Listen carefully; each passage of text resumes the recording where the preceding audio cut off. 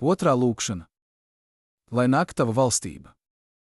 Pirmajā lūkšanā mēs lūdzam par to, kas attiecas uz Dieva godu un vārdu, lai Dievs sargā, ka pasaule ar Dievu vārdu neizpušķo savus melus un ļaunumu, bet gan ar mācību un dzīvi tur Dievu vārdu augstu un svētu, lai viņš mūsu vidū tiek teikts un slavēts. Tāpat šeit lūdzam, lai arī nāk viņa valstība. Līdzīgi kā Dieva vārds pats par sevi ir svēts, tomēr mēs lūdzam, lai tas arī pie mums vienmēr ir svēts, arī viņa valstība nāk bez mūsu lūkšanām pati no sevis, tomēr mēs lūdzam, lai tā nāk un notiek pie mums, lai arī mēs būtu daļa no tiem, kuru vidū viņa vārds top svētīts un izplatās viņa valstība. Kas tad ir Dieva valstība? Nekas cits kā tas, par ko iepriekš dzirdējām ticības apliecībā, ka Dievs sūtīs pasaulē savu dēlu Kristu, mūsu kungu, lai viņš mūs atpestī un dara brīvus no velna varas, ved pie sevis un valda kā taisnības, dzīvības un svētības ķēniņš pret grēku, nāvi un ļaunu sirdsapziņu. Turklāt viņš ir arī devis savu svēto garu, kas sniedz mums šīs lietas caur viņa svēto vārdu, apgaismo un stiprina mūsu ticībā ar savu spēku. Tādēļ šeit vispirms lūdzam, lai tas, ko Kristus paveicis mūsu labā, pieņemtos spēkā mūsos un viņa vārds tiktu slavēts ar svēto Dievu vārdu un kristīgu dzīvi, lai mēs, kas esam to pieņēmuši, paliekam pie tā un ikdienas kļūstam stiprāki. Lai tas arī pie citiem rod piekrišanu un ar spēku izplatās pasaulē, tā ka daudzi, svētā gara vadīti, nāktu žēlastības valstībā un iegūtu pestīšanu, un mēs visi vienā valstībā, sākot no šā brīža, paliktu mūžīgi. Dieva valstība nāk pie mums divējādi, šeit laikā caur vārdu un ticību un tur, mūžībā, visam atklājoties.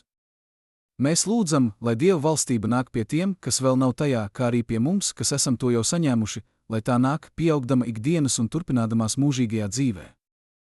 Ar to visu nav sacīts nekas cits kā, mīļais Tēvs, mēs lūdzam, dod mums vispirms savu vārdu, lai evaņģēlijs tiktu pasaulē pareizi sludināts, un arī, lai tas ticībā tiktu uzņemts, darbotos un dzīvot mūsos, lai tava valstība būtu mūsu vidū ar vārdu un svētā gara spēku un lai velna valstība tiktu sakauta, tā ka viņam nebūtu nekādu tiesību un varas pār mums, līdz velna valstība tiktu galīgi iznīcināta un taptu izskausts grēks, nāve un elle, lai mēs dzīvotu mūžīgi pilnīgā taisnībā un svētlēmē. Te tu redzi, ka mēs nelūdzam sīkumus vai laicīgu, iznīcīgu mantu, bet mūžīgu, lielu dārgumu un visu, kas pieder pašam Dievam.